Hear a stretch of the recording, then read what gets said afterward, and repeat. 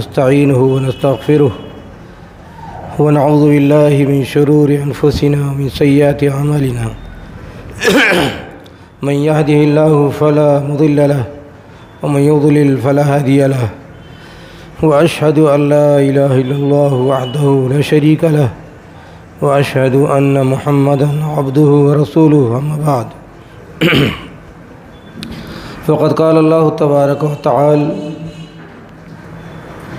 يا أيها الذين آمنوا إن تتقوا الله يجعل لكم فرقانا ويكفر عنكم سيئاتكم ويغفر لكم والله ذو الفضل العظيم۔ حضرات، انسان بلکہ ایک مسلمان روزمرہ زندگی میں ہر مسلمان اور مرد عورت جوان بوڑھا ہر ایک کو اس کی ضرورت ہے اور بنیادی ضرورت ہے کہ وہ سچائی کو جانے اور اس پر عمل کرے۔ سچائی کو جاننے اور عمل کرنے کے لیے یہ شرعی حکم ہے، اللہ تعالیٰ کا حکم ہے، رسول کا حکم ہے، اور ہر ایک کے اوپر یہ فرض ہے کہ سچائی کو تلاش کرے اور اس کو پھیلائے اور اس پر قائم رہے۔ یا ایھا الذین آمنوا اتقوا اللہ وکونوا مع الصادقین، اللہ سے ڈرو اور سچوں کے ساتھ رہو۔ اور یہ جو آیت میں نے انفال کی پڑھی ہے، اس میں اللہ نے یہ بتایا ہے کہ اے مومنو، اگر تم تقوی اختیار کرو تو اللہ تعالیٰ تمہیں فرقان عطا کر دے گا۔ فرقان کیا ہے؟ فرقان یہ کہ آپ کے اندر ایسی صلاحیت پیدا کر دے گا کہ آپ اچھے برے کو جان لیں گے۔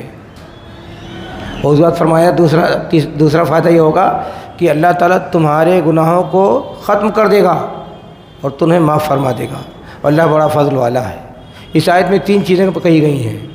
پہلی بات تو یہی کہی گئی ہے کہ اگر تمہارا ایمان صحیح ہے اور جینوئنلی تم چاہتے ہو کہ سچائی کی زندگی گزارو، تقوی کی زندگی گزارو، ہر قدم پر ہر سیکنڈ میں یہ خواہش ہو کہ جو صحیح بات ہو ہم اسی کو پکڑیں گے، نہ اپنے نفس کے مطالبے کو دیکھیں گے، نہ سماج معاشرہ کو دیکھیں گے، نہ تنظیم و جماعت کو دیکھیں گے، نہ مولوی ملا کو دیں گے۔ جو اللہ تعالیٰ نے صحیح بات بتائی ہے اور روزمرہ صحیح بات کی تلاش کرنی پڑتی ہے، تو کہا ایسا آدمی جو جینوین ہے اور سچائی کے ساتھ دین پر قائم رہنا چاہتا ہے تو اس کے بارے میں کہا کہ اللہ تعالیٰ اس کو اس اچھائی کے بدلے میں اس کے اندر صلاحیت پیدا کر دیتے ہیں کہ روزمرہ زندگی میں جو صحیح بات ہو آسانی سے سمجھ لے اور جو غلط بات ہے اس سے نجات پا جائے۔ اور دوسرا فائدہ یہ بتایا کہ جب یہ کیفیت پیدا ہو جائے کہ آپ جینوین مسلمان بن جائیں اور سچائی کی تلاش میں رہیں، تو اگر آپ سے غلطی ہوتی ہے، گناہ ہوتا ہے، تو اللہ تعالیٰ اس کو ختم کر دیتے ہیں۔ اور تیسری بات بتائی کہ اللہ تعالیٰ تمہیں معاف فرما دیتا ہے۔ ایک آیت میں ہماری پوری زندگی کا وائف، ہماری پوری زندگی کی بھاگ دوڑ، ہماری پوری زندگی کی محنت، ہماری پوری زندگی کی سچائی کی تلاش کو اللہ تعالیٰ نے بیان کر دیا کہ ایک طرف محنت ہونی چاہیے، کوشش ہونی چاہیے، ایمان جینوین ہو، صحیح زندگی گزارنے کی خواہش ہو۔ یہ چیز اگر سچائی کے ساتھ آپ کے اندر پیدا ہو جائے تو پھر اللہ کی مدد ہوتی ہے کہ روزمرہ کی زندگی میں کتنے ایسے حالات پیدا ہوتے ہیں، آدمی بھٹک جاتا ہے، اچھائی کو نہیں پکڑ پاتا ہے، برائی کے پیچھے بھاگ پڑتا ہے، حق نہیں اختیار کر پاتا ہے، باطل کا ساتھ دینا شروع کر دیتا ہے۔ تو جب یہ اچھی نیت ہو، اچھی محنت کوشش ہو، سچائی کی طلب ہو، تو اس وقت یہ صلاحیت اللہ تعالیٰ پیدا کر دیتے ہیں۔ ایک جاہل آدمی بھی وہ صلاحیت حاصل کر لیتا ہے اللہ تعالیٰ کی مدد نصرت سے، اور وہ ہمیشہ سچائی کے ساتھ دیتا ہے۔ اور ایک عالم آدمی بھی ہو، اگر اس کے اندر وہ مخلص نہیں ہے، وہ جینوین نہیں ہے، سچا نہیں ہے، سچائی کی تلاش میں نہیں ہے، تو اس کو بھی سچائی نہیں مل پاتی ہے۔ اور آپ دیکھتے ہیں دنیا میں نا کتنے بڑے بڑے عالم ہیں اور اپنی ساری زندگی فسق و فجور، نفاق، جھوٹ اور منافقت میں زندگی گزر جاتی ہے۔ کتنے ایسے اچھے جاہل ہیں لیکن وہ سچائی زندگی تلاش کرتے ہیں اور سچائی میں پا جاتے ہیں اور اس کے مطابق زندگی گزار لیتے ہیں۔ ایسا سماج معاشرے میں دیکھتے ہیں نہیں دیکھتے ہیں؟ بڑے بڑے سب جھوٹے مکار ٹھگ اور خائن چور سب نکل جاتے ہیں مولوی ہو کر کے، لیکن ایک عام آدمی بھی وہ اللہ سے ڈرتا ہے، ہر قدم پر وہ کہتا ہے جو صحیح بات ہے وہی مانیں گے، نہ اس کی نفس کی سرکشی اس کو سچائی سے روکتی ہے، نہ اس کی حوث سچائی سے روکتی ہے، نہ اس کا ڈر سچائی سے روکتی ہے، نہ کنواں کبیرہ سچائی سے روکتا ہے۔ یہ تو اللہ کے بندوں کی کہانی ہے کہ ایک پڑھا لکھا بھی گمراہ ہو سکتا ہے، لیکن ایک عام آدمی بھی سچا ہو سکتا ہے اگر اس کے سچا مسلمان ہے اور سچائی کی تلاش میں ہے۔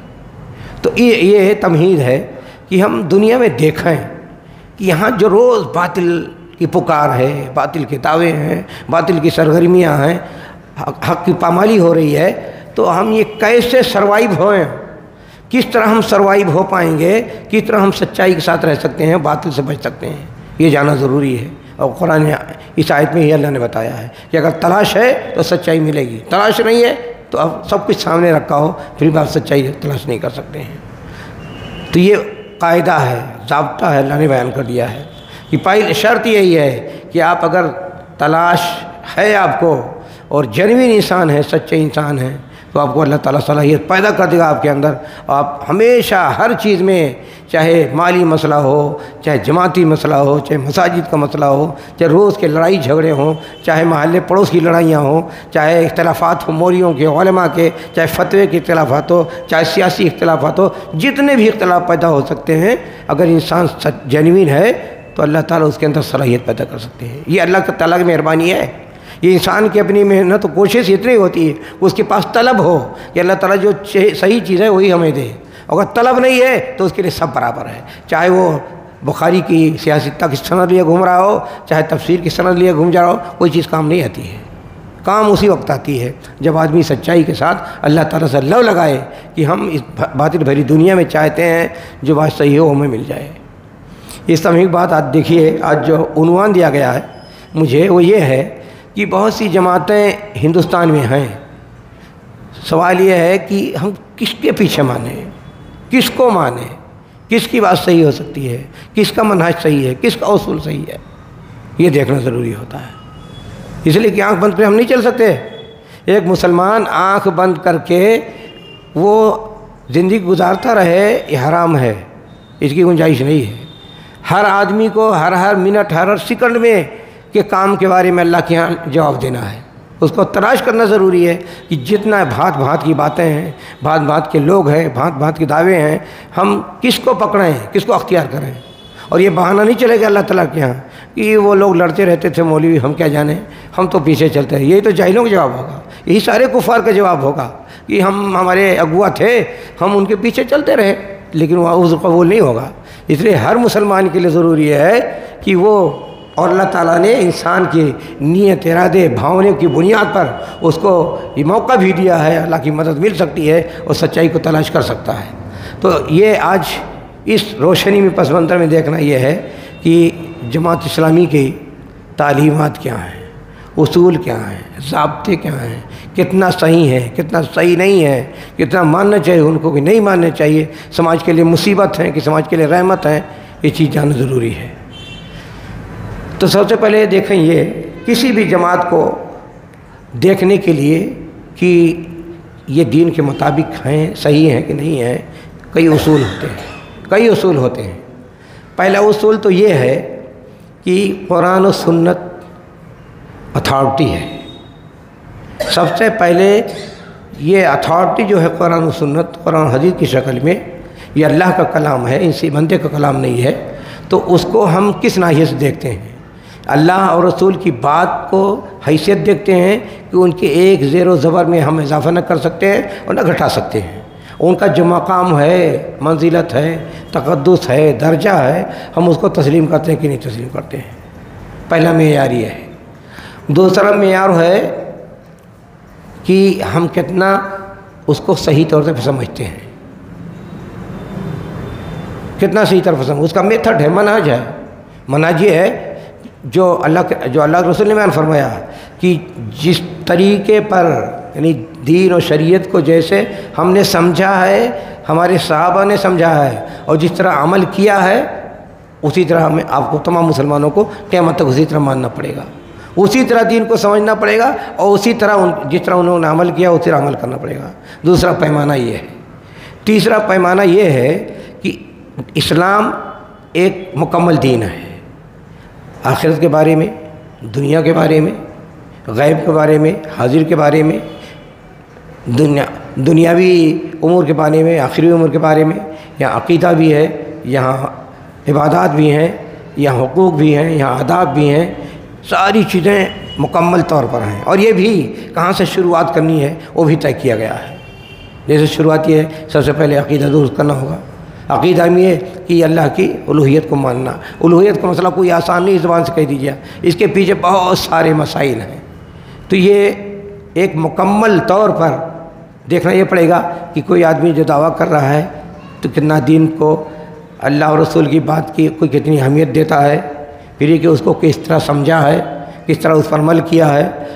میتھڈ کی بات ہو گئی، پھر اس کے بھی بات کہ دین کو جو مکمل ڈھانچہ ہے اس میں ہم سلیکٹیو ہیں کہ ہم سر تسلیم خم کر دیتے ہیں کہ جتنے دین کی باتیں ہم سب مانتے ہیں، یا ہے کہ ہماری پسند کا اس کو لیا یا کہ کوئی نظریہ بنا لیا اس کے پیچھے چل پڑے۔ کیا مسئلہ ہے؟ جیسا دین ہے ویسا لیتے ہیں کہ ہم اپنے من سے اس کو نظریہ بنا کر پیش کرتے ہیں۔ یہ تین چیزیں بنیادی طور پر دیکھی جائیں گی۔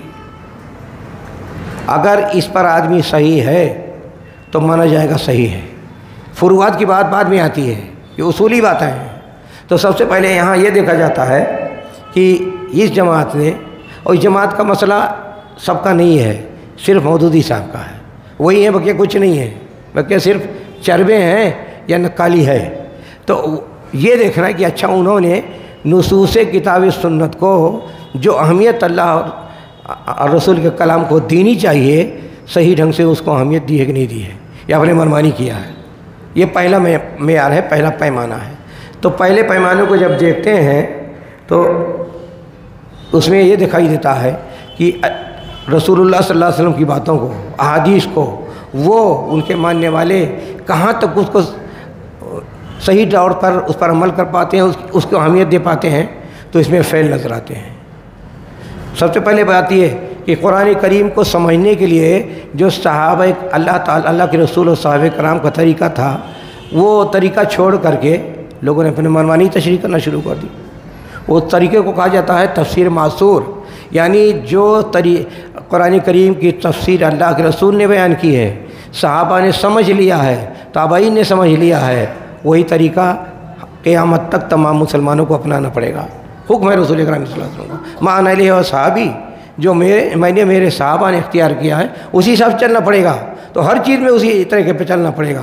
تو وہاں بھی یہ دیکھا جا رہا ہے کہ تفسیر معصور، دیکھو تفسیر کی دو شکل ہوتی ہے، اللہ کے کلام کی تفسیر کرنے کی بہت ساری شکلیں ہیں۔ شیعہ کی اپنی تفسیر رہتی ہے، معتزلہ کی اپنی تفسیر ہے، صوفیہ کی اپنی تفسیر ہے، قبوریوں کی اپنی تفسیر ہے، صوفیوں کی اپنی تفسیر ہے، آج کے زمانے کے جو بگڑے ہوئے ہیں قادیانیوں کی اپنی تفسیر ہے، منکر حدیث کی اپنی تفسیر ہے۔ تو کیا سب صحیح مانی جائیں گی؟ صحیح وہی مانی جائے گی جو تفسیر معصور ہو، یعنی جو اللہ اور کے رسول اور آپ کے صحابہ نے جو پیش کر دی ہے تصویر قرآن کریم کی سمجھنے کی، ہم اس کے مطابق سمجھیں گے قرآن کریم کو، تو یہ مانا جائے گا کہ ہاں اللہ تعالیٰ کے کلام کی اہمیت کو مکمل طور پر سمجھتے ہیں۔ وہاں اچھا یہ تفسیریں الگ الگ کیوں ہوتی ہیں؟ منکر حدیث کو نہیں مانتا ہے، اس کی تفسیر الگ ہوتی ہے۔ قادیانی نئے نبی کو مانتا ہے، اس کی تفسیر الگ ہوتی ہے۔ صوفی تصوف کی باتیں اس سے نکالتے ہیں۔ تو یہ تو اللہ کے رسول کے زمانے میں نہیں تھا نا، اس کو تو اللہ کے کلام کو انسانی درجہ دینے کے برابر ہو جاتا ہے۔ اللہ کے کلام کی جو عظمت ہے اس کی عظمت کو تسلیم نہیں کرتے ہیں، اپنے من سے اس میں مداخلت کرتے ہیں، انٹرفیئر کرتے ہیں اللہ تعالیٰ کے کلام میں، اور یہ بس اوقات یہ کیا نام ہے تحریف ہو جاتا ہے۔ تفسیر معصور سے آدمی ہٹ کر اگر قرآن کریم کی تفسیر کی جائے تو اس میں تحریف معنوی ہوتا ہے، یعنی اللہ تعالیٰ نے کو جو مقصود ہے، جو بیان کرنا چاہتے ہیں اللہ تعالیٰ، اس کو چھوڑ کر تم اس کو بدل دینا چاہتے ہیں، اور یہ حرام ہے۔ ان لوگوں کا طریقہ یہ ہے کہ اپنی منمانی کرتے ہیں۔ جتنا یہ گروپ ماننے والا ہے اس میں ڈھنگ ڈھنگ کے لوگ پیدا ہو گئے ہیں۔ جیسے اسی سے سب سے پہلے مودودی بات دیکھ لیجیے، ان کی تفسیر القرآن ہے۔ تفسیر القرآن سیکولر تعلیم حاصل کرنے والوں کے لیے لگتا ہے جیسے نیا قرآن نازل ہو گیا ہے، جبکہ اس میں اردو میں جتنی تفسیریں ہوئی ہیں جو اپنے آپ کو اہل سنت کہنے کی کوشش کرتے ہیں، سب سے تھرڈ درجے کی یہ تفسیر ہے۔ اس میں عربی تو پوری طور پر سمجھتے نہیں، مولانا مودودی عربی پوری طرح سمجھتے نہیں تھے، تیسرے درجے کے عالم، اس میں بے شمار ترجمے کی غلطیاں ہیں۔ ترجمہ میں نے بھی قرآن شریف کا کیا ہے، ان کے ترجموں کو دیکھا تو ہر صفحے میں 4-5 غلطیاں ضرور موجود ہیں۔ تو اب جو پھر اس کے بعد یہ غلطی، پھر یہ کہ تفسیر کے سمجھنے کی غلطی نمبر 2، پھر اس میں عقلیت کی بنیاد پر کبھی معتزلہ کی رائے آ جاتی ہے، کبھی اشعریہ کی رائے آ جاتی ہے، پھر اس میں حنفیت پوری طرح ظاہر ہو جاتی ہے، پھر اس میں خارجیت بھی ظاہر ہو جاتی ہے، پھر یہ نئے زمانے کی جو جمہوریت وغیرہ ہیں وہ سب بھی آ جاتی ہیں، انکار حدیث بھی آ جاتا ہے۔ 8 خرابیاں موجود ہیں اس تفسیر میں۔ اب جو آدمی تفصیل کے ساتھ نہیں جانتا ہے وہ سمجھتا ہے، اور جو پروپگنڈا ہوتا ہے، یہ اندھ بھکت جو ہوتے ہیں نا، سب سے بڑی مصیبت دنیا میں ہی پیدا کرتے ہیں۔ وہ اس طرح پروپگنڈا کرتے ہیں جیسے دنیا میں ایسی کوئی تفسیر لکھی نہیں گئی ہے، اور نبی اکرم صلی اللہ علیہ وسلم ادب کر لیتے ہیں، ورنہ یہ کہنے تیار ہو جاتے ہیں کوئی سے بڑا کوئی پیدا نہیں ہوا مسلمانوں میں، سب سے بڑے ہی پیدا ہوئے ہیں۔ تو یہ جو اندھ بھکت لوگ ہوتے ہیں نا، وہ بہت اڑاتے ہیں، اتنا اڑائیں گے کہ اگر کوئی چیز زیرو ہے تو اس کو ہیرو بنا دیا کرتے ہیں۔ تو سب سے بڑی مصیبت یہی ہوئی، اس تفسیر کے بارے میں اتنا پروپگنڈا ہوا کہ جیسے اس سے بڑی تفسیر، اچھی تفسیر دنیا میں لکھی نہیں گئی۔ ترجمہ تو میں نے قرآن شریف کا 20 سال پہلے کیا ہے، اور تفسیر بھی لکھ رہے ہیں، ساری تفسیریں سامنے ہیں، سب سے ناقص تفسیر یہ ہے۔ لیکن چونکہ اردو داں طبقہ کے لیے اس میں جیسے آج آدمی جس طرح اردو سمجھتا ہے اور جس طرح وہ پڑھنا چاہتا ہے اسی طرح پیش کر دیا ہے، تو لوگوں کے لیے بڑی چیز معلوم ہوتی ہے۔ تو پہلا مسئلہ یہ ہے کہ اللہ کے کلام کے ساتھ آپ کا تعلق کیا ہے، کیسے اس میں آپ تصرف کرتے ہیں، تفسیر کر رہے ہیں تو کیسے کر رہے ہیں، کیسے سمجھنا چاہتے ہیں، یا کوئی عزت تکریم کتنی ہے، تو یہ سب ضروری ہوتا ہے۔ آدمی جب اپنے رائے، اپنے خیال سے اللہ کلام کی تشریح کرتا ہے تو اللہ کے کلام کو گویا انسانی درجے میں لے آتا ہے، اور جب اللہ کے کلام کی تفسیر اللہ کے رسول کے بتائے ہوئے طریقے کے مطابق کرتا ہے، یا قرآن ٹو قرآن سمجھنے کی کوشش کرتا ہے، یا نبی اکرم صلی اللہ علیہ وسلم جو بیان کیا ہے اس کے حساب سمجھنے کی کوشش کرتا ہے، تو وہ گویا اللہ کے کلام کی عظمت کو قائم رہتا ہے۔ تو یہاں فیلئر ہیں۔ حدیث کے سلسلے میں یہ ہے کہ ان کے متضاد رائے ہے، کہیں یہ ہے کہ حدیث کی بڑی اہمیت بیان کی ہے، کہیں یہ ہے کہ حدیث کی روایتوں کا کیا بھروسہ ہے۔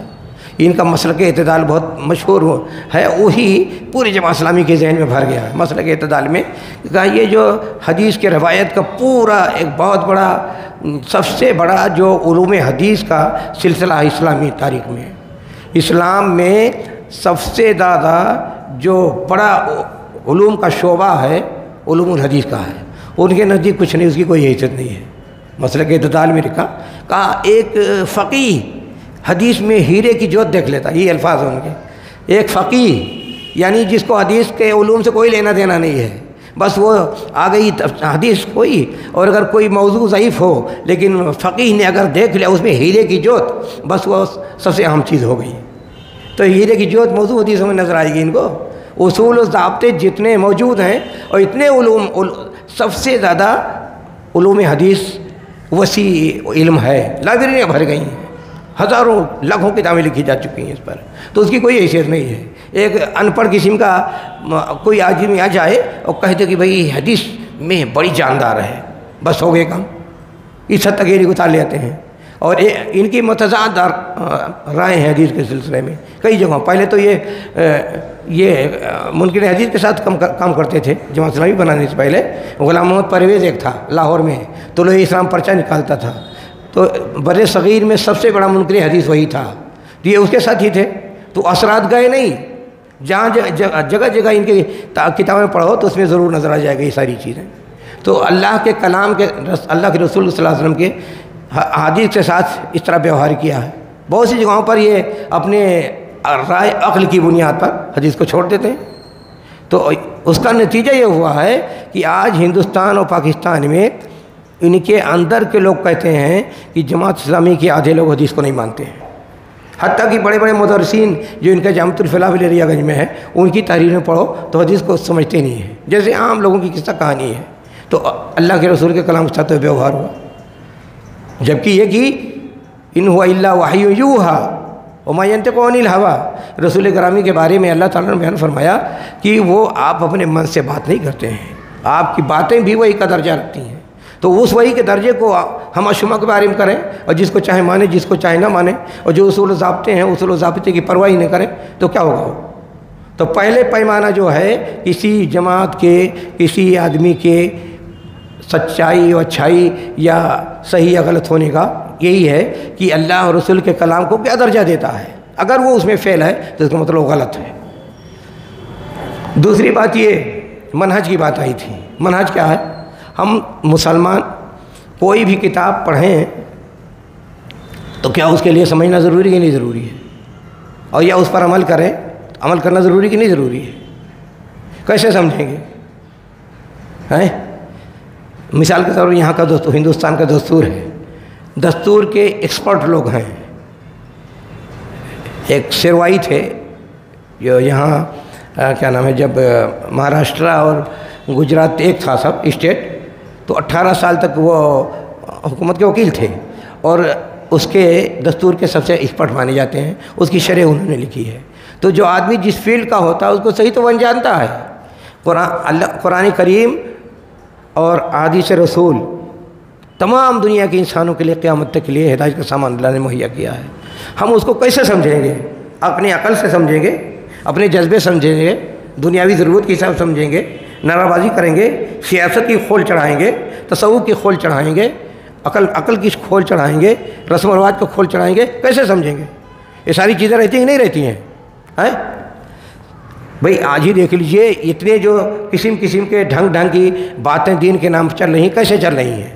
اسی لیے نا کہ اللہ اور رسول نے جو میتھڈ متعین کیا تھا دین کو سمجھنے کا، دین پر عمل کرنے کا، اس میتھڈ کو چھوڑ کر کوئی کسی پیر کے پیچھے بھاگ رہا ہے، کسی صوفی کے پیچھے بھاگ رہا ہے، کسی پارٹی کے پیچھے بھاگ رہا ہے، کوئی نفس کے پیچھے بھاگ رہا ہے، کوئی رسم و رواج کے پیچھے بھاگ رہا ہے، کوئی صوفی بن گیا ہے، کوئی شیعہ بن گیا ہے، کوئی خارجی بن گیا، کوئی معتزلی بن گیا، کوئی حنفی بن گیا، کوئی شافعی بن گیا، کوئی مالکی بن گیا۔ رنگ کیوں آ گئے؟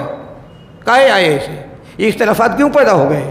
یہ اختلاف اسی وقت پیدا ہوتے ہیں جب جو طریقہ اللہ نے بتایا، اللہ اور رسول نے بتایا کہ صحابہ، نبی اکرم صلی اللہ علیہ وسلم فرمایا ما علیہ و اصحابی، قیامت تک مستند اتھینٹک طریقہ دین کو سمجھنے کا، دین پر عمل کرنے کا وہی ہے جو اللہ کے رسول نے اور آپ کے صحابہ نے سمجھ کر کے سمجھا، عمل کر کے دکھایا ہے۔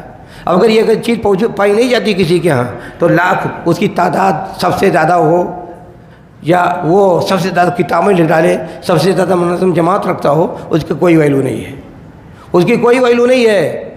حضرت عبداللہ بن مسعود سے نے فرمایا کہ ان کنت علی حق فانت الجماع وان کنت وحدک، کہ اگر آپ حق پر ہیں اور اکیلے ہیں تب بھی آپ کو جماعت مانا جائے گا، اور اکثریت جو حق پر نہیں ہے وہ بھیڑ مانی جائے گی۔ اور معیار یہ ہے۔ اب یہ عام طور پر انسان کی کمزوری ہوتی ہے، لوگوں کے پروگنڈوں سے بہت متاثر ہو جاتا ہے، لوگوں کی تنظیم سے بہت متاثر ہو جاتا ہے، لوگوں کی تقریر سے متاثر ہو جاتا ہے، لوگوں کی تحریر سے متاثر ہو جاتا ہے۔ یہ کوئی چیز نہیں ہے۔ اصل چیز یہ ہے کہ دین کو کیسے سمجھا ہے اللہ کے رسول نے اور کیسے عمل کیا ہے، اور کیسے اپنے صحابہ کو سمجھایا ہے اور کیسے عمل کروایا ہے۔ اصل معیار یہ ہے۔ یہ بھیڑ اور کثرت کچھ نہیں ہوتی ہے۔ بھیڑ تو عیسائیوں کی زیادہ ہے، سب سے زیادہ وہ کام کرتے ہیں، سب سے زیادہ ان کی سیاست ہے، سب سے زیادہ ان کی حکومت ہے، سب سے زیادہ وہ مالدار ہیں، ساری دنیا اب چھائے ہیں، تو دین چھوڑ دو گے؟ ان کے پیچھے بھاگیں گے؟ تو یہاں نہ کثرت کی اہمیت ہے، نہ نظم کی اہمیت ہے، نہ اور دوسری چیزوں کی اہمیت ہے۔ سب سے پہلے اہمیت یہ ہے، سچائی کا دوسرا معیار یہ ہے کہ آپ کا منہج کیا ہے، میتھڈ کیا ہے۔ اچھا، اس میتھڈ کو، منہج کو جو اللہ کے رسول صلی اللہ علیہ وسلم دیا ہے مان اہل و صحابی کا، اگر اس پر قائم رہے تو دنیا بھر کے جتنے اختلافات، جھگڑے ختم ہو جائیں گے۔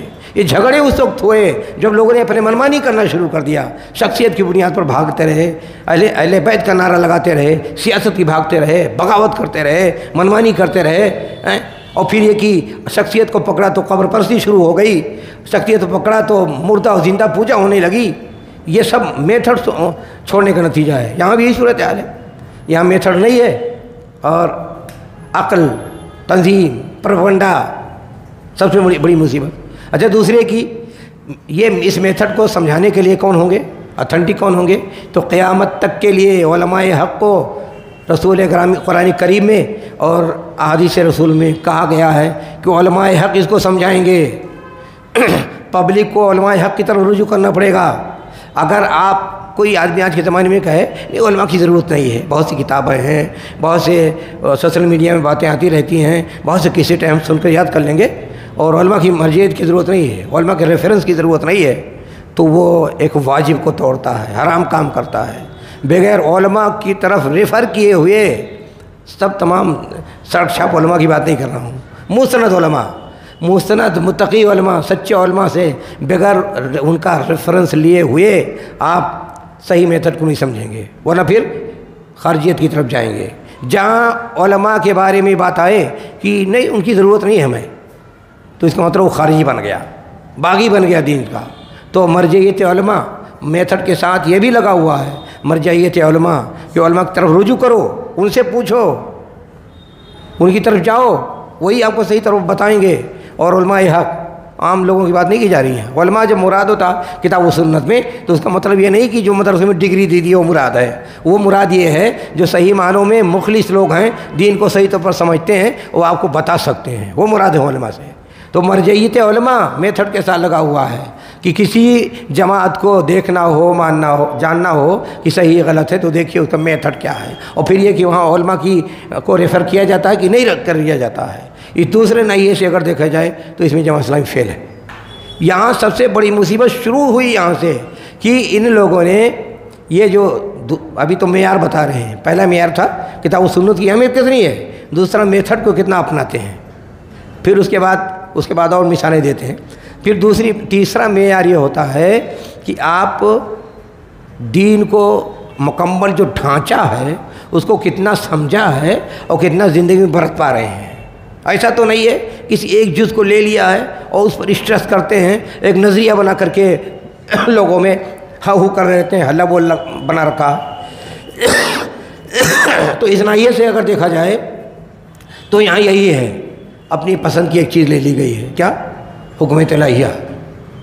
پہلے یہ تھا کہ حکومت الہیہ قائم کرنا فرض واجب ہے، الیکشن لڑنا حرام ہے، ووٹ دینا حرام ہے، پاکستان اگر بنے گا تو ناپاک جگہ ہوگی، بھارت سے زیادہ ناپاک ہوگی۔ پھر اس بعد جب بن گیا تو وہیں پہنچ گئے، کہا اب ہم تو ٹھیکیدار ہیں، ہمیں حکومت کرنے کے لیے ووٹ دے دو۔ تو حکومت کی بات آ گئی تو ظاہر ہے یہی کام انہوں نے کیا تھا، حضرت عثمان سے بغاوت کر کے خارجیوں نے کیا تھا۔ وہ اس وقت یہ لوگ یہ کہتے تھے، مودودی کی تحریریں یہ تھیں کہ سماج و معاشرے میں جتنے ہیں سب غلط ہیں، علماء غلط ہیں، علماء کی تنظیمیں غلط ہیں، سیاست غلط ہے، معاشرہ غلط ہے، مدرسے غلط ہیں، سب غلط ہیں، اور جو لوگ ہمارا ساتھ نہیں دیتے ہیں وہ یہود کا کردار ادا کرتے ہیں۔ اتنا تیزی تراری، اتنا دواداری تھی، لگتا ہے جیسے نئے اللہ تعالیٰ کی طرف سے وہ ایجنٹ بن کے آ گئے ہیں کہ ہم کو ووٹ دو، ہم کو جتاؤ، بقیہ سب غلط ہو۔ پہلے یہ تو تھا، پھر اس کے بعد جب پاکستان پہنچے کہا نہیں ووٹ دینا واجب ہے، اسی سے حکومت الہیہ قائم ہو سکتی ہے۔ تو سب کچھ چھوڑ چھاڑ کر کے حکومت الہیہ کی باتیں ہو گی۔ خارجیوں نے ہی کہا تھا ان الحکم الا اللہ، جو حضرت علی سے بغاوت کی تھی انہوں نے تو کہا تھا ان الحکم الا للہ، اللہ کی حکومت ہونی چاہیے، تم اپنی حکومت بنا رہے ہو۔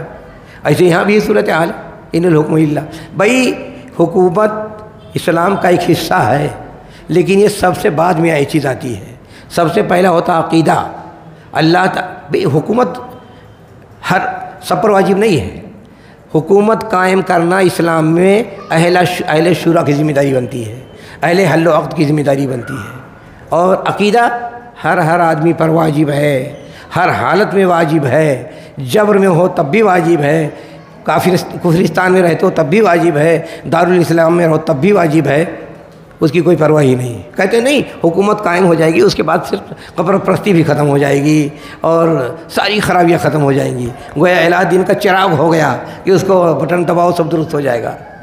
بھئی جتنے انبیاء آئے سب سے پہلے انہوں نے عقیدہ کو درست کیا۔ نبی اکرم صلی اللہ علیہ وسلم نے 13 سال تک مکہ میں صرف عقیدے کو درست کیا۔ اس کے بعد جب یہ تیار ہو گئے، بنیاد تیار ہو گئی کہ ان کی بنیاد پر ہم کہیں بھی جا کر کے حکومت قائم کر سکتے ہیں، تب مدینہ میں آئے تو وہاں اسلامی حکومت قائم ہوئی۔ اس سے پہلے آپ نے لوگوں کے اخلاق کو درست کیا ان کو سکھایا، ان کی تربیت کی، ان کے عقیدے کو درست کر دیا، ایک مکمل کامل انسان بنا دیا۔ اس کے بعد مدینہ پہنچے، اللہ کی مدد و نصرت ہوئی، اسلامی ریاست قائم ہو گئی۔ آج کے زمانے میں آج حالت یہ ہے کہ چند سکے میں انسان بک جاتا ہے۔ کس کی بنیاد پر حکومت الہیہ کام کرو گے؟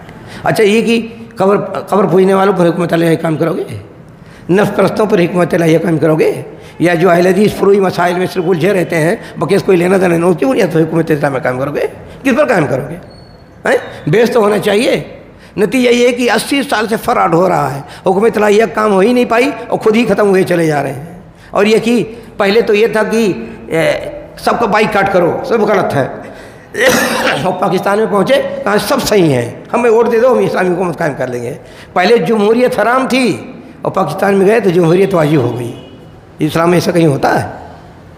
ایسا بھی ہوتا ہے کہیں کہ جو حرام ہو حلال ہو جائے؟ یہ کہ جو پہلے تھا سب سے مقدس تھا اور سب کا بائیکاٹ کرنا ضروری تھا۔ اس زمانے میں پاکستان بننے سے پہلے جب کوئی پوچھتا تھا جماعت اسلامی کے اجتماع میں کہ ہم لوگ کیا کریں، کیسے کریں، تو کہا سب کے ساتھ بائیکاٹ رکھو، کسی سے کوئی لینا دینا نہیں، سب باطل پر ہیں۔ اور پاکستان میں پہنچے سب جائز ہو گئے، سب ووٹ دے دو ہمیں، جو کیا نام ہے شیعہ ہے وہ بھی ووٹ دے دے۔ پہلے تو اہل سنت بھی سب غلط تھے اور سب کے ساتھ تعامل غلط تھا اور سب حرام کر رہے تھے۔ جمہوریت حرام، ووٹ دینا حرام، ووٹ لینا حرام، ووٹ مانگنا حرام، سب حرام تھا اور صرف حاکمیت قرار دیا جاتا تھا۔ اس کے بعد وہ واجب ہو گیا تو وہاں جا کر کے۔ تو یہ ہے تعامل، ہے عمل کی زندگی۔ اور حتیٰ کہ جتنا نماز پڑھنا، روزہ رکھنا، حج کرنا، سب کیا تھا؟ سب ذریعہ تھا حکومت الہیہ کام کرنے کا۔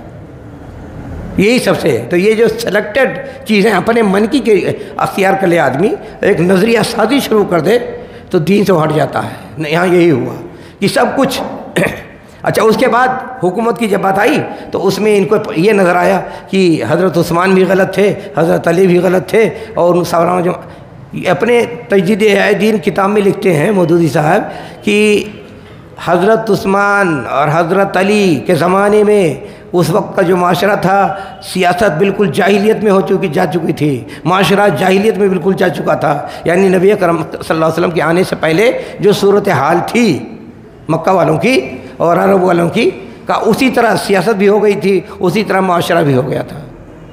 یہی عین خارجیت ہے، یہی عین خارجیت ہے۔ تو حکومت کا جو سب سے سلیکٹڈ چیز لے لیا، دین کو جو ترتیب ہے، اصول ہے، پہلے کیا ہونا چاہیے وہ چیز نہ چھوڑ کر کے حکومت کو سلیکٹ کر لیا انہوں نے۔ نتیجہ یہ ہوا کہ سارے صحابہ غلط نظر آنے لگے، پھر شیعہ بھی دوست ہو گئے، پھر خارجی بھی دوست ہو گئے۔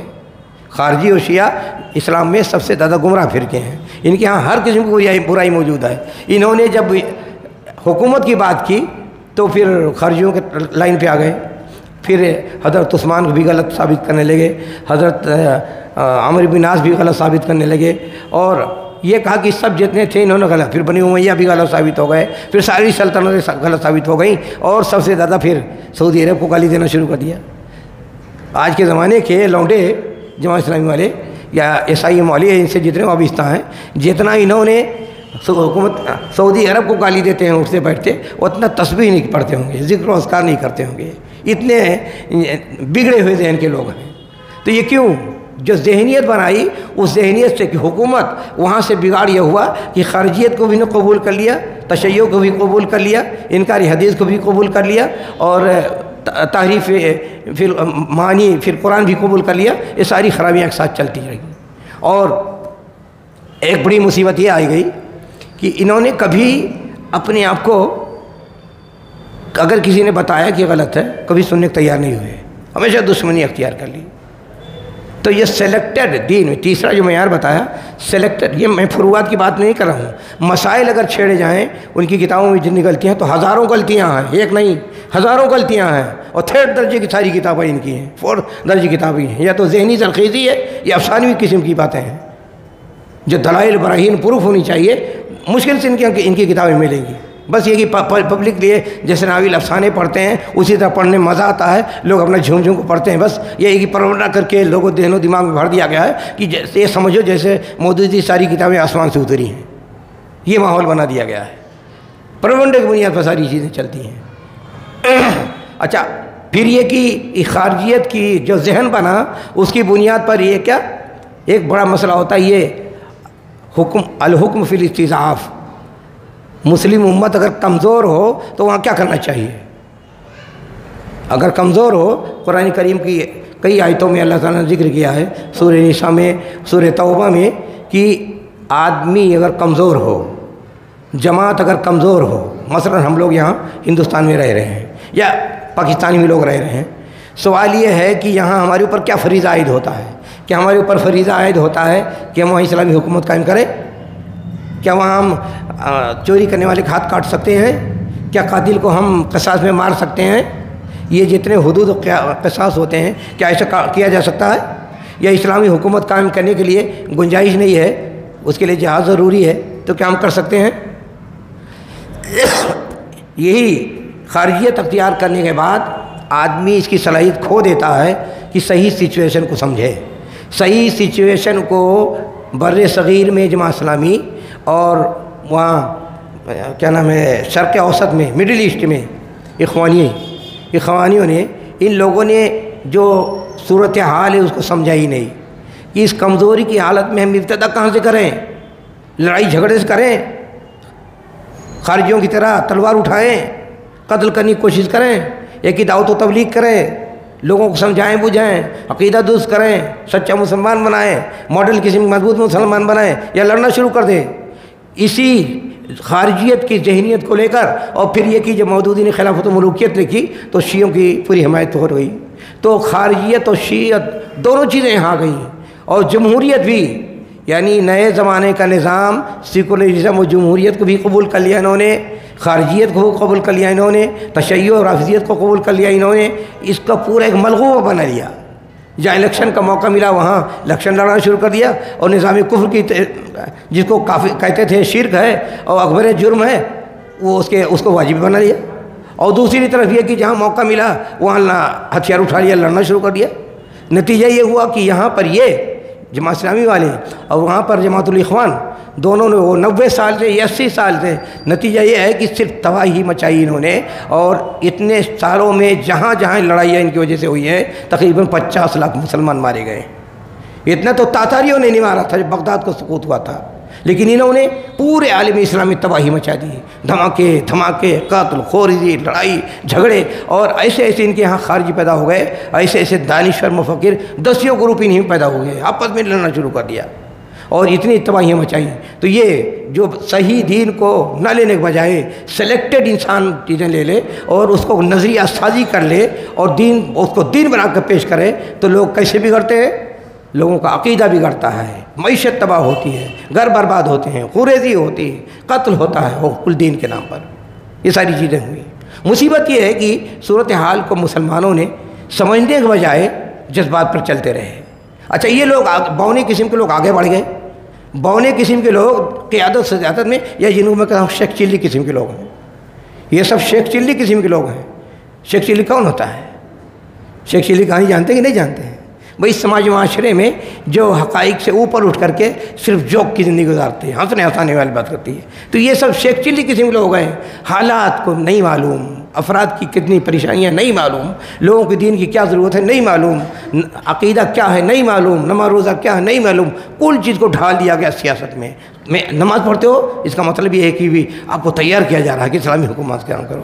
زکوٰۃ دیتے ہو اس کا مطلب تیار کیا جا رہا ہے اسلامی حکومت قائم کرنی ہے.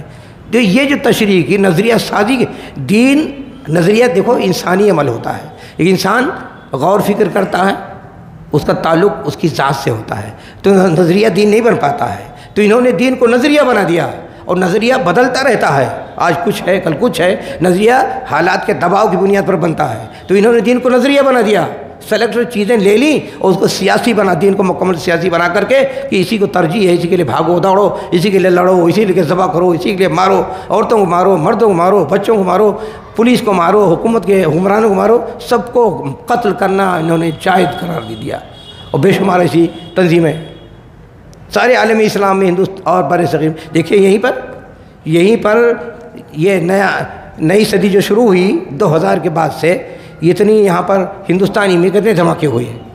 40,000 نوجوان گرفتار ہوئے اور ان کی زندگی تباہ ہو گئی انہی بدماشوں کی وجہ سے۔ کہتے تھے کیا ہمیشہ مکی دور میں ہم رہیں گے، مدنی دور میں آئیں گے، اسلامی حکومت قائم کریں گے؟ یعنی اسلامی حکومت جیسے بچوں کا کھیل ہے۔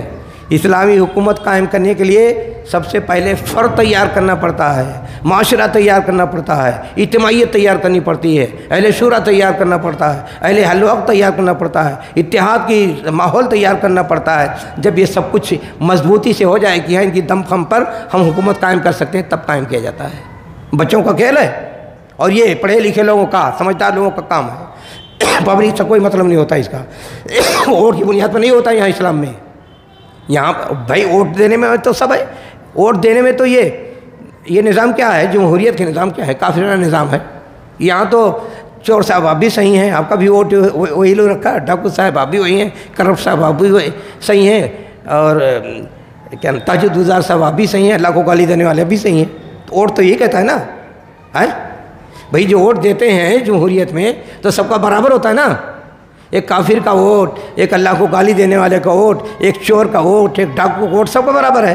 لیکن اسلام میں تو اس کی اہمیت ہوتی ہے جو ان اکرمکم عند اللہ اتقاکم، جو سمجھدار ہوں، جو دیندار ہوں، جو قوم کے حق میں بہتر ہوں، جو قوم کے حق میں بھلا سوچتے ہوں، جو امانت دار ہوں، خائن نہ ہوں۔ تو یہ ایسے لوگوں کا اعتبار ہوتا ہے، ایسے لوگ حکومت قائم کر سکتے ہیں۔ تو یہ سب کچھ ہوا ہی نہیں، حکومت قائم کرو گے۔ اچھا یہ جو کنسپٹ لے کر چلے حکومت الہیہ قائم کرنی ہے، کتنا خرابیاں پیدا ہوئیں۔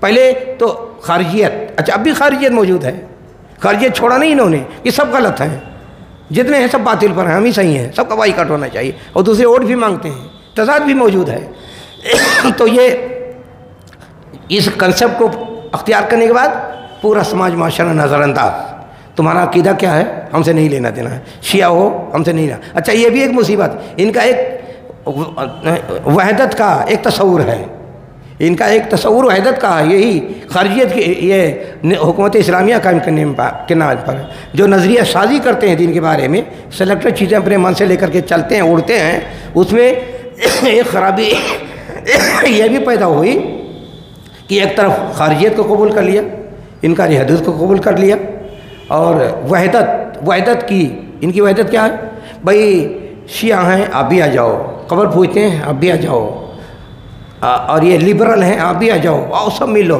ان کا وحدت ہے۔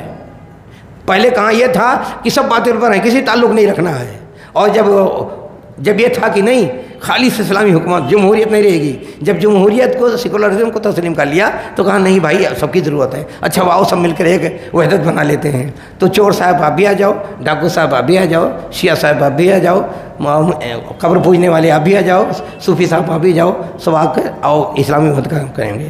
یہ اسلامی وحدت ہے؟ یہ ناٹک ہے۔ یہ اسلام میں وحدت کا تصور یہ ہے وَاعْتَصِمُوا بِحَبْلِ اللَّهِ جَمِيعًا، اللہ کی مضبوطی کو تھامو، کتاب و سنت کو، تب وہ عادت ہوگی۔ یہاں عادت کیا ہے؟ ووٹ چاہیے، اس لیے سے مل جاؤ۔ تو یہ کیا ہے؟ نظام کفر کی نہیں ہے۔ تو یہ جو کنسپٹ تیار کیا کہ حکومت الہیہ کم کرنی ہے، تو اس کی بنیاد پر پہلے تو بائیکاٹ کیا کہ سب کافر ہو، سب غلط ہو۔ اس کے بعد جب جمہوریت کو تسلیم کر لیا تو شیعہ صاحب ابھی میرے بھائی ہیں، اور خارجی صاحب ابھی میرے بھائی ہیں، قبوری صاحب ابھی میرے بھائی ہیں، مشرک صاحب ابھی میرے بھائی ہیں، سب میرے بھائی ہو گئے۔ تو دیکھیے کتنے تضادات ہوتے ہیں۔ جہاں یہ تضادات موجود ہوں کہ شرک بھی قابل قبول، اور رافضیت بھی قابل قبول، شیعہ بھی قابل قبول، قبوری بھی قابل قبول، بدعتی بھی قابل قبول، خارجی بھی قابل قبول، معتزلی بھی قابل قبول، ہر ایک قابل قبول، یہ وحدت ہے، یہ ناٹک ہے۔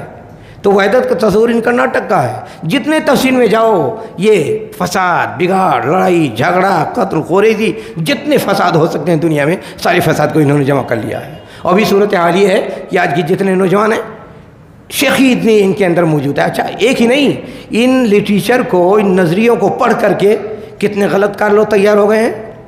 ایک راشد شاذ ہے، وہ کہتا ہے حدیث کا کوئی اعتبار نہیں ہے، کہتا ہے تفسیر جو مفسرین نے کی ہے وہ بھی غلط ہے، فقہ کی کتابیں وہ بھی باطل ہیں، تصوف ہے وہ بھی باطل ہے، اس کے نزدیک سب باطل ہے، اور کمینہ وہ عربی جانتا ہی نہیں ہے، پھر بھی وہ دانشور بنا گھومتا ہے۔ پہلے وہاں سے ایران سے پیسہ لاتا تھا، اب اس کے بعد پھر جب خزانہ ختم ہو گیا تو مسلم یونیورسٹی میں جا کر کے ڈیرا ڈال دیا ہے۔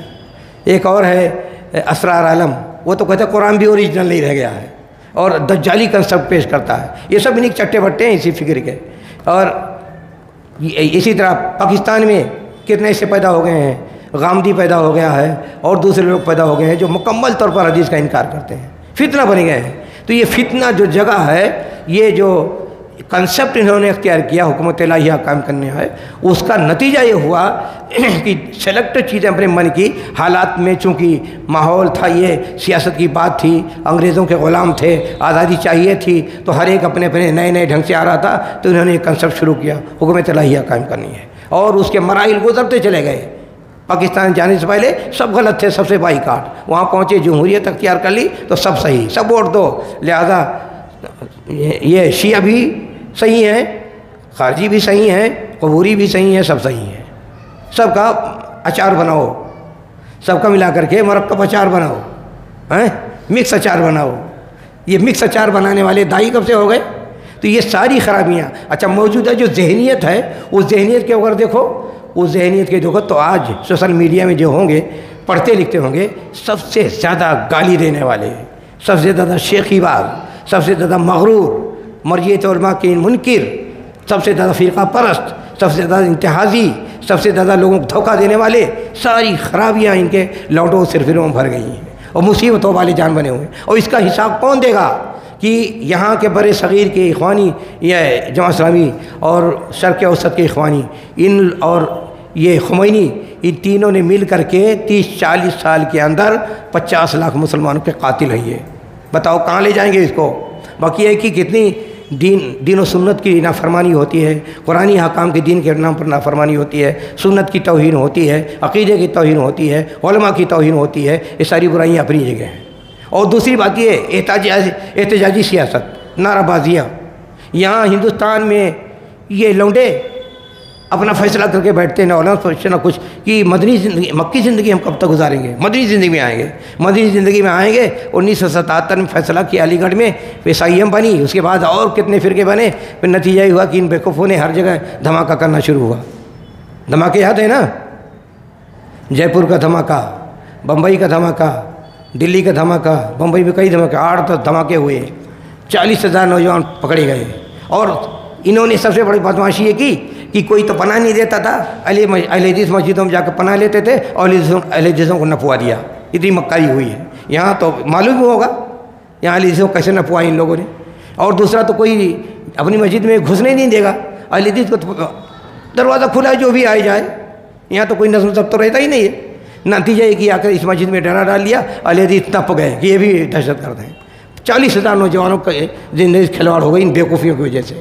تو آدمی اگر دین نہ جانے، اصول کو، ضابطے کو نہیں جانے، دین کو صحیح فریم میں دیکھنے کی وہ اس کی صلاحیت نہ ہو، یا وہ کتاب و سنت کے منہج ہیں اس کو نہ جانتا ہو، یا کتاب و سنت کی نصوص کی اہمیت نہیں سمجھتا ہو، آپ کو کیا دے سکتا ہے؟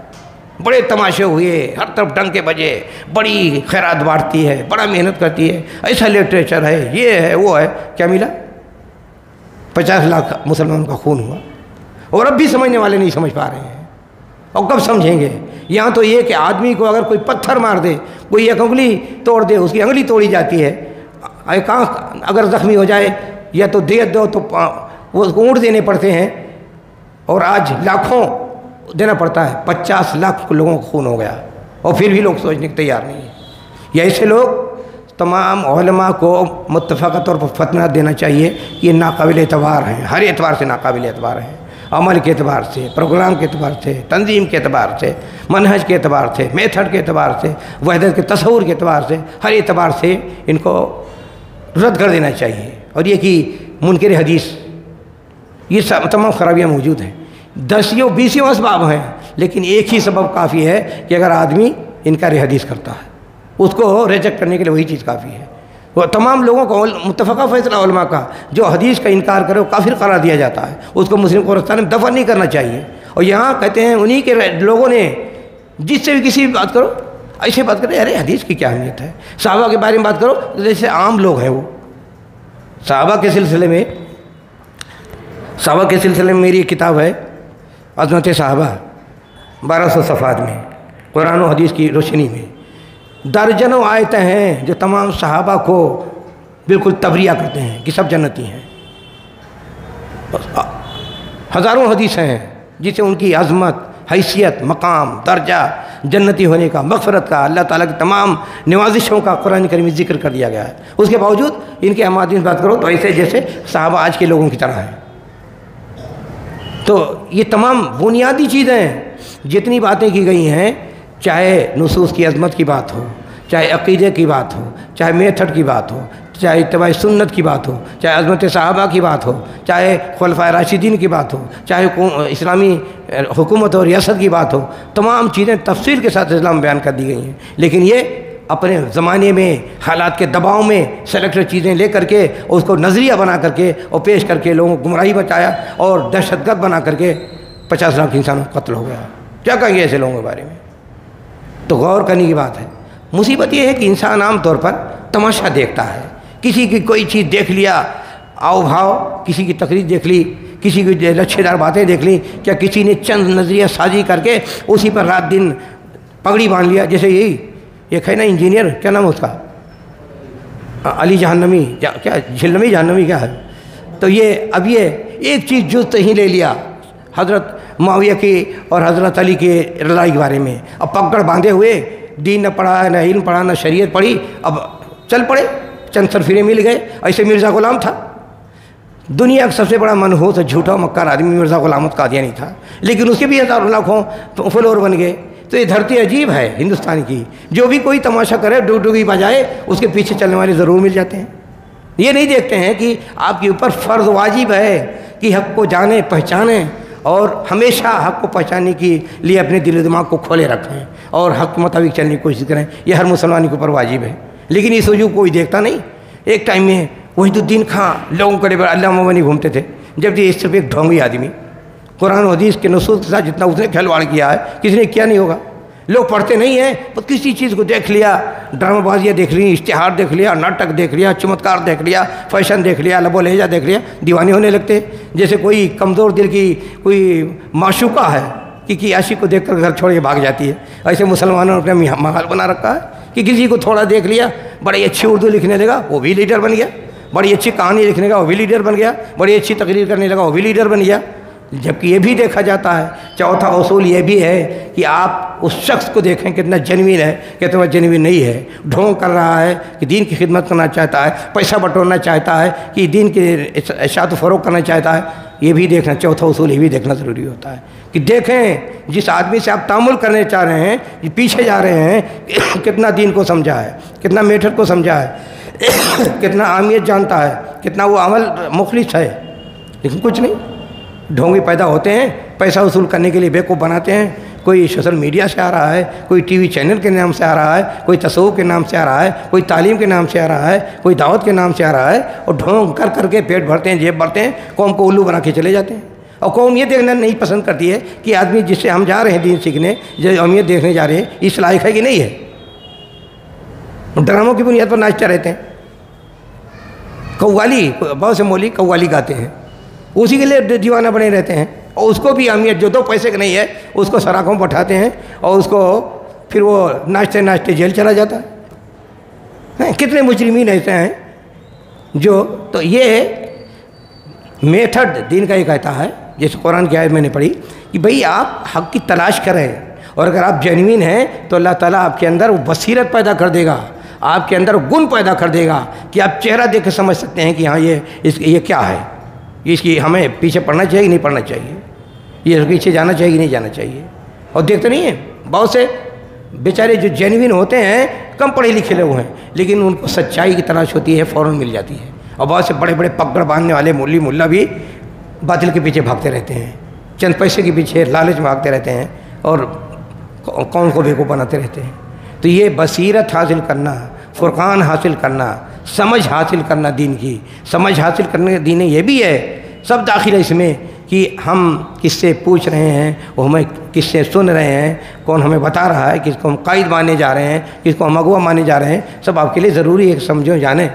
اللہ تعالیٰ ہم سب کو اس کی توفیق عطا فرمائے کہ ہم دین کو تو صحیح طور پر سمجھیں اور دین کے مطابق عمل کرنے کی کوشش کریں۔ وآخر دعوانا ان الحمد للہ رب العالمین۔